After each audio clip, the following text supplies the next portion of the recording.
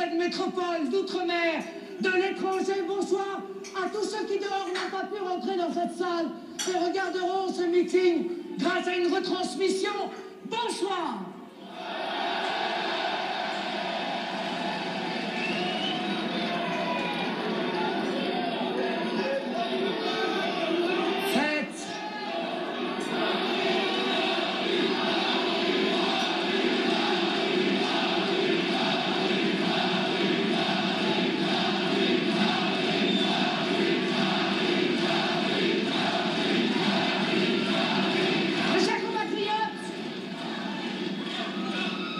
Silence.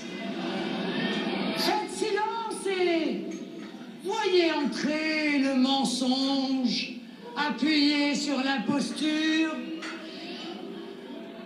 Les voici précédés de leur inévitable faire-valoir, la trahison et le double langage. Ah, vous les avez reconnus. Nicolas Sarkozy, hier.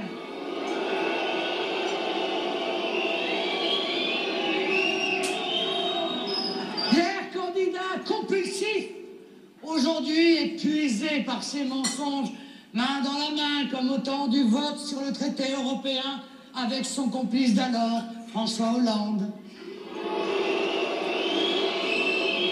Qui, après l'avoir soutenu hier sur le traité européen, lui apporte aujourd'hui son appui pour transférer aux banquiers européens nos derniers pans de souveraineté en donnant toujours plus de pouvoir à la Banque Centrale Européenne.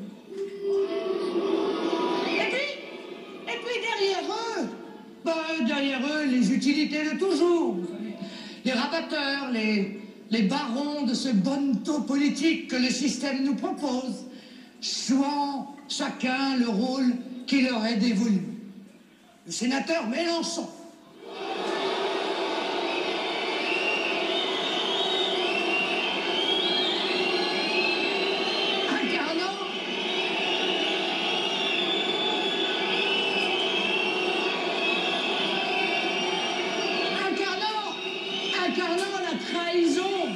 La trahison des espérances populaires, lui qui se voulait Saint-Just ou Robespierre, magouille avec M. Buisson, conseiller en chef de Nicolas Sarkozy, et rêve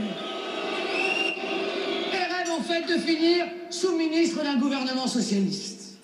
Comme serait ministre, Premier ministre même, de l'UMP ou du PS, François Bayrou, lui et droite et gauche tout à la fois. Ah oui. Certes, vous avez raison, médiocre destin pour ces révolutionnaires de salon qui oublient tous les deux qu'ils ont été les serviles ministres du système qu'ils font mine d'égratigner aujourd'hui. Car le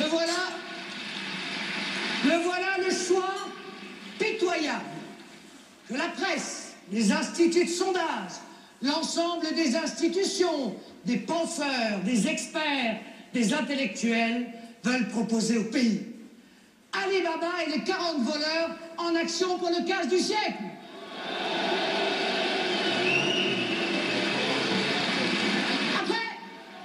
Après avoir détroussé notre peuple depuis plus de 30 ans, lui avoir volé son pouvoir d'achat, détruit ses emplois à cause de leur choix insensé du libéralisme sans contrôle, de l'Europe et de la monnaie unique, après avoir anéanti notre sécurité, affaibli notre identité sous les flots d'une immigration massive, détruisant nos valeurs et pulvérisant la laïcité, cet art français du vivre ensemble. Voilà maintenant qu'il leur faut arracher à notre peuple sa dernière arme, son bulletin de vote. Ce petit rectangle de papier, riche pourtant de toutes les espérances, et d'abord celle du vrai changement. Car, mes amis, pour les puissants de ce monde, pour les banquiers, pour les grands patrons du CAC 40, pour les journalistes, les sondeurs de tout poil, l'élection serait faite. Circuler, il n'y a rien à voir. La mondialisation absolue aurait gagné. Les banques, les grandes sociétés du CAC 40 auraient triomphé. Les riches et les puissants auraient raflé la mise. L'Europe de Bruxelles, l'immigration massive aurait vaincu. La France mourrait. la France serait morte. Enfin, se disent-ils.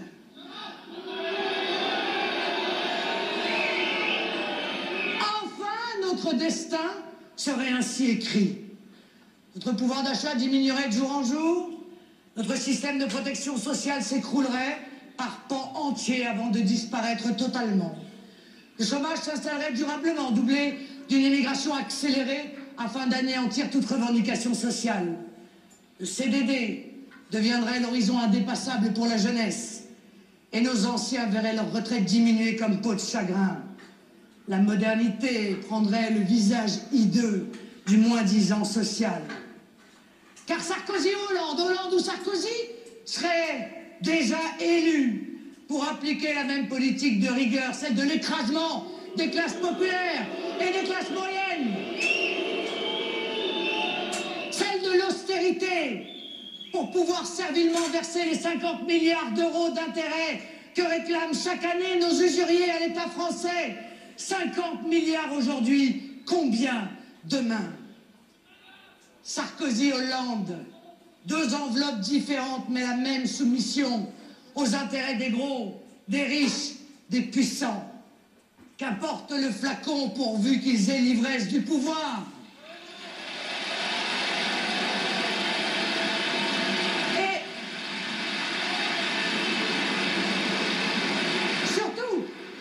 surtout pas de discussion. Notre avenir serait écrit, déterminé par cette fatalité historique définie par les grands experts. Tous ces sachants, ces économistes, ces grands économistes, qui depuis 40 ans se sont 1000 fois trompés. Tous ceux qui affirment avec autorité qu'il n'y a pas d'autre chemin, pas d'autre solution que l'aggravation de nos difficultés, la réduction de notre niveau de vie, la démolition de notre protection sociale, la disparition de notre identité, la mise en concurrence avec la misère de la terre entière. Tout au long de cette campagne, ils se sont succédé, squattant les plateaux de télévision, multipliant les éditoriaux péremptoires, ceux-là même qui ont toujours validé cette folle politique aux effets désastreux, ceux-là même qui se sont aplatis comme des limandes face aux Sarkozy, Hollande, Bayrou et autres Mélenchon.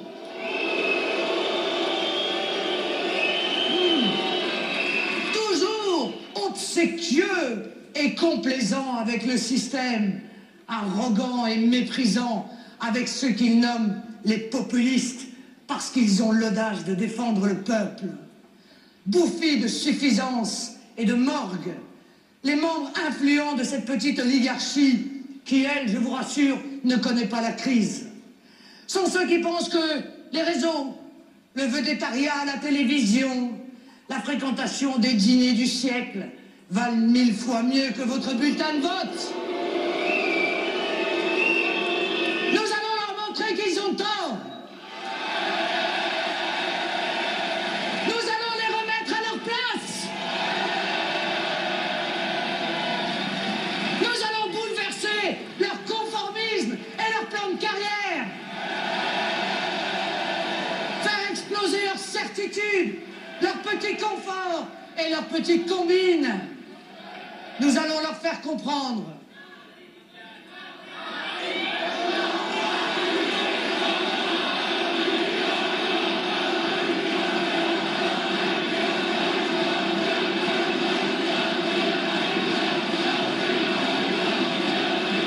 Nous allons, mes chers amis, nous allons leur faire comprendre, grâce à cette élection, que rien ne sera plus jamais comme avant. Messieurs, les aristocrates du système, mettez un couvert de plus dimanche prochain. Le peuple s'invite à votre table.